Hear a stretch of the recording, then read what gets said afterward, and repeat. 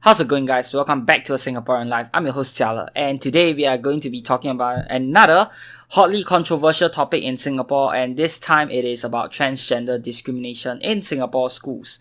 Okay, so before we start the video, my stance on LGBT in Singapore is basically neutral. Okay, I don't really care about this thing in general. Okay, I don't actively support it, neither do I actively discourage it either. You know, it's 2021. Do what makes you happy. If supporting it and being part of it is what makes you happy, then go for it. If not supporting it and actively discouraging it is what makes you happy, then, you know, by all means, go for it, you know. So my stance on this LGBT thing in Singapore is basically neutral. So let's get that out of the way first before we start this video. And also, I just want to say that there are many comments in both this Reddit post and in MOE Singapore's Facebook post, and a good portion of them is bringing religion and politics into the issue, which I think is just a really stupid and unconvincing argument. This entire thing is about gender discrimination in schools. It has got absolutely nothing to do with whatever party you vote for in the general elections, and it has got absolutely nothing to do with what the students' religion is, what majority of Singaporeans' religions are, or what people religiously believe in. You know, all of that are not convincing arguments for this case and have got completely nothing to do with it. So please don't bring that in if you want to use that as your argument, because it just makes you sound like a fucking idiot. Alright, now let us get started. Okay, I'm going to give you guys a brief rundown of the post first, and then we are going to talk about MOE's reply afterwards. Okay, so this student started this post on the subreddit SG exams, and I'm going to be referring to this student as this student, basically gender neutral. I'm not going to be referring to the student as a guy or a girl, because, you know, I don't want to cause more drama or, you know, cause more controversy with my video, even though I technically already am since I'm making a video on it. But anyways, I digress. Let us continue. Okay, so this student was barred from returning to lessons in their government MOE school. And to give a little bit of background on the student first, the student is a transgender male to female. Basically, the student is a biological male, but the student is wants to identify as a female. Okay, the student used to attend an all-boys primary school, which the student didn't really have a happy childhood. Okay, lots of bullies bullying this student for being a bit too girly.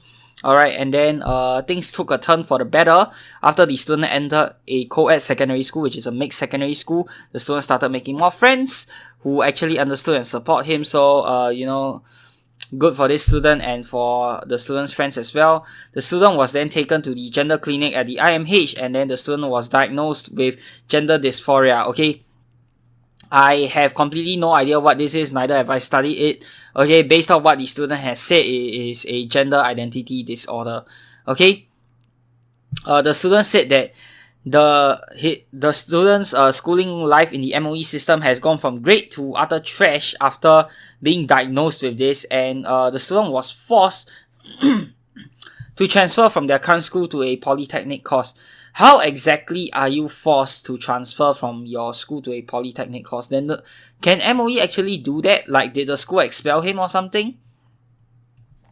I don't really know, and it's not really stated in detail here either. So maybe the student can elaborate a bit more, because I don't get what it means by the student saying that they were forced into transferring from their current school to a polytechnic course. Okay, so the polytechnic course is not something that the student exactly wants. Okay, and then afterwards, in the next paragraph, the student goes on to say that ever since getting the diagnosis, the student informed the MOE of it through their JC. Okay, now this is another weird part or discrepancy in the student's post, because early on the student said that they were forced to transfer to a poly course. Now the student is saying that the student is inside of a junior college. So what exactly is it? Is the student in junior college, or is the student in a polytechnic, you know? Or did the student drop out from polytechnic after the student was not happy with their course inside of polytechnic and then transferred to JC? I don't really know. here because the student didn't say anything else about it, and yeah, there's this discrepancy in the post which makes it, sound a little bit weird to me. Okay, but anyways, let's continue. Okay, the students, classmates and subject tutors in JC were highly supportive of the student, so that's really good. Then, as the student was about to undergo hormone therapy, a treatment explicitly stated in the ICD-10 again and recommended by the multiple doctors attending to trans patients in Singapore, the request was blocked as the MOE had intervened. Apparently, for the reason students in MOE schools are under their control and they have every right and say over their treatment. Now, I don't know how true this is, and I don't know if MOE actually has this power, but this is quite ludicrous. If MOE actually has this power, I do not think MOE has the right to control their students from seeking treatment for their own medical health. Like, this is too much. If the MOE actually has this kind of power, this is just bullshit, man. Like, the MOE should, in fact, nobody should have that kind of power over any individual's personal health, because this is just an outright violation of human rights. Not that the Singapore actually cares about human rights, but I will not delve too deeply into that. Okay, anyways, moving on. Okay, this meant that the student's doctor had to call off the referral, causing the student further mental trauma, as this had affected the student's ability to pass and present as a female. On top of that, the school wanted the student to basically have a boy's haircut and of course wear the male uniform instead, and that the student will be expelled from school instead of being allowed to wear the female uniform if the student somehow got hormone therapy and they were unable to fit inside of the boy's uniform. The principal's explanation for this was that due to their presentation, they will be disruptive to the school environment as a student with severe autism. Now, I find that this was not very appropriately worded by the principal, and on top of that, it sounded rude to me as well. I am someone who is pretty open and I consider this kind of rude. First of all, okay, based off the post itself, the student has not mentioned that they have any learning, social or mental disabilities. So how exactly does being a male or a female affect the student's learning or other students' learning for that matter? It doesn't, whether you're male or female. And as far as I'm concerned, all JCs in Singapore are mixed or co-ed. So there are both males and females in every single JC in Singapore. So I don't know why this would be disruptive to the school environment. Now, I get that not all schools in Singapore are catered to students with special needs, like students with autism, but how exactly is a gender disorder the same thing as severe autism? This is not only an insult to people with gender disorder, but on top of that, it's also an insult to people with autism. Okay? Assuming the student is perfectly healthy in all other aspects, okay, identifying as a male or a female has absolutely zero effect on their learning or other students' learning for that matter. So what this principal said here is not only rude and insensitive, but maybe it was just worded poorly, Anyways, then the student ends off the post by saying that the MOE doesn't have any right and blah blah blah. Okay, now MOE's reply on this matter. MOE is aware of the Reddit post and MOE has denied everything that the post has said.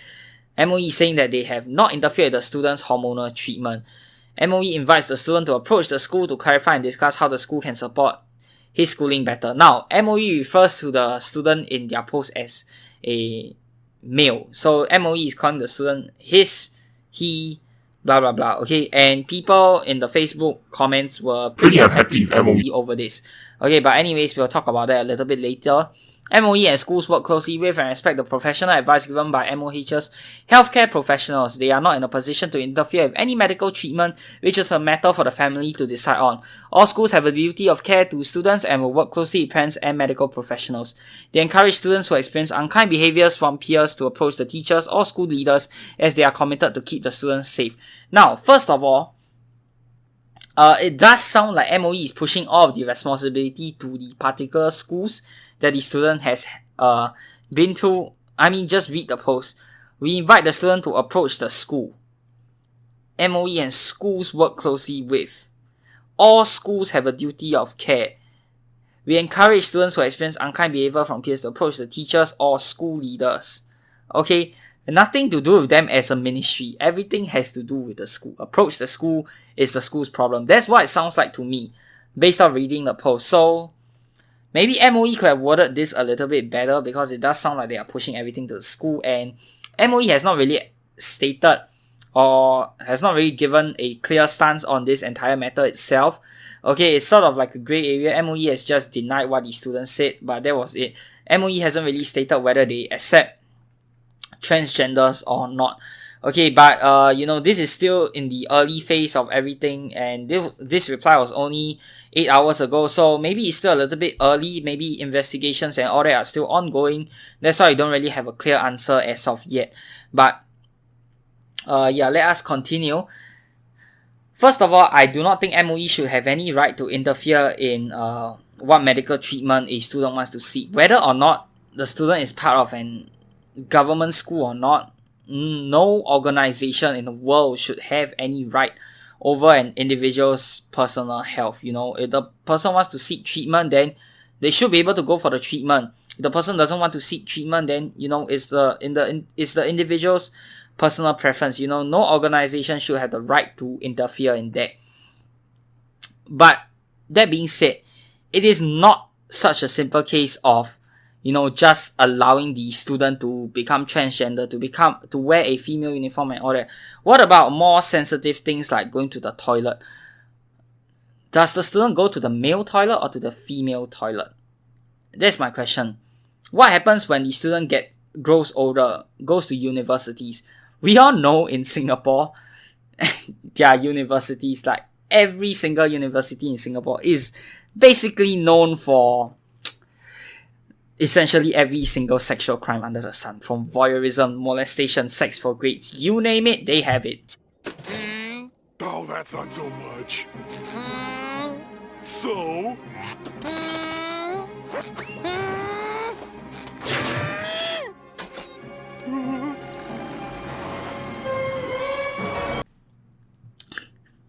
You know what I mean? So, what happens then? Will the student be allowed to go into a female toilet if the student identifies as a female? Will other female students be accepting of this? Will they be comfortable? Okay, yeah, people can say that, hey, MOE should not be doing this. MOE, they should support the student's decision, blah, blah, blah. It's the student's right. And MOE has no right to do this. Use the proper pronouns. Yeah, that was the number one thing people are pissed off about. MOE is not using the proper pronoun to identify this student. Why is MOE calling this student a he and not a her? But, is MOE really wrong though? This student's gender in their NRIC is stated as male. Is MOE really wrong to call this student a he? Legally speaking, no. From a moral standpoint, if the student prefers to, from a moral standpoint, I would say MOE is wrong, because the student's personal preference is to be identified as a female. MOE should respect the student's, gender preference that they choose to have. But at the same time, MOE is also not wrong, because legally, on the student's birth certificate, on the student's NRIC, this student is a male. Biologically, this student is a male. So is MOE really in the wrong here? This is a very small thing that people like to nitpick on.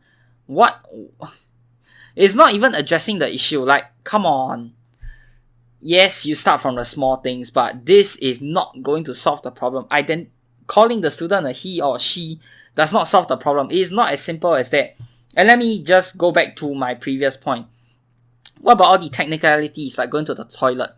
Does the student go to a male or a female toilet? Will you be comfortable if your female friends, if your sister, if your daughter is studying in the same school as this student, and this student is able to access the same toilet as your sister, your daughter, or your female friend? Will you be comfortable with that? Will you be okay with that? Will other female students be okay with that? It's hard to say. Like, sure, it's very easy to comment on the internet and say all these sort of things, but it's not happening to you. Anyone can just comment on it. It's free. Like, it's easy to become a social justice warrior. It's easy to give the popular opinion. But what if you were in this, what if you're studying in the same school as this person and you were a female? How would you feel about it? Will you be okay? I don't know. Let me know. Maybe people are more open-minded nowadays. Maybe they are okay. But then again, who knows? Who's to say for sure? What happens in universities then? Will there be more such cases happening? Will people actually abuse this and identify themselves as female so they can go into the girls' toilet? Will people do that? Of course, there's a possibility of abuse, right? People abuse absolutely everything. Perverts abuse absolutely everything that they can to do perverted things, right? Come on, there's an easy way. There's a very, very easy way of abusing this. There's a very high chance of people to abuse this, and that is probably why, okay, this is just my guess, but that is probably why MOE is not, putting their foot down on this thing and saying, okay, let the student do what the student wants, let the student identify as female and do all of that stuff. There's a lot of things that people don't think about when they say all these sort of comments. And on top of that, I just want to say that neither MOE nor the student themselves has provided any factual evidence or any proof of this entire thing. So all of this is completely baseless, both from MOE's side and both from the student side. I get that this is probably to protect the student's identity, but I will take everything with a grain of salt. No evidence has been provided by either party, so it's really hard to say who is in the right and who is in the wrong over here. Okay? And to end it off, I just want to say that Singapore is a conservative society at its heart. Okay, mainly because it's still mostly made out of the older generation who has a more conservative mindset. Okay, the younger generation, they are more accepting of, I'll say, unconventional mindsets. Okay, and Singapore is just not ready to accept the LGBT community right now. Yes, it's a sad matter of fact, but facts are facts and you can't really change that. Not now, maybe 20 to 30 years down the road, but definitely not now. Okay, and I would say don't be quick to jump on the hate bandwagon, okay? Simply because MOE is a government organization, people online in Singapore seem to hate the government over every single little thing that they do. I don't know why that is the case, but it's just the case. Like it's the popular thing to do. Not that I actually support the government. Okay, I disagree with a lot of things that they do, but it's not that I actively hate them for every single thing either. They do some good things that people don't acknowledge them enough for. Okay, that's what I feel. Alright, and it is easier to sympathize with an individual as compared to a large organization, and that's just the way humans are. Humans are sympathetic creatures. It is easier to sympathize with an individual as opposed to a large organization because it just seems like the large organization has more numbers, they have more power, and thus they can oppress and sort of bully this particular individual, and that is why humans tend to side with the individual more than they tend to side with a large organization or a company or business or whatever. And it's not just for gender discrimination, it's not just in Singapore, it happens all over the world and happens for any other case under the sun. It's not just limited to gender discrimination, even small issues, big issues, people tend to sympathize with individuals more, and that's just what I want to say. So until any evidence has been provided, I'll take everything that has been said by both the student and MOE with a grain of salt. Don't be quick to jump onto the hate bandwagon. Do your research well and, think carefully before you decide which side you want to support. Society's voice can make a very large change.